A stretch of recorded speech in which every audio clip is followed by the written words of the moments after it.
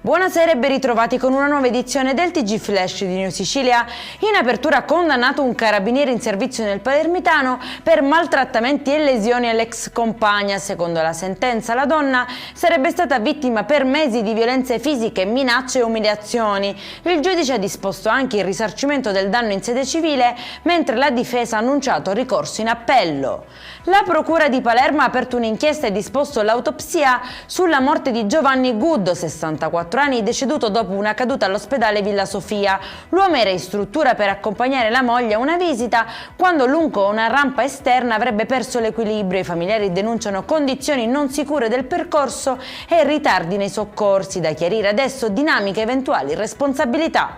Scontro frontale tra due autovetture a Carlentini nel Siracusano e precisamente in via Eschilo, coinvolti nell'impatto anche un terzo veicolo e un'autoambulanza. Si tratta dell'ennesimo sinistro che si verifica proprio in quel tratto.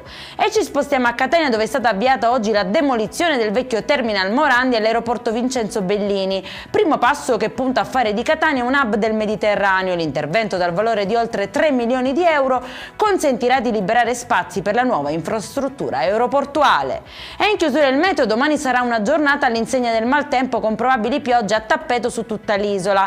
Allerta gialla su Catania, Ragusa e Siracusa. Per questa edizione è tutto, prossimo appuntamento lunedì alle 13:30. Buona serata.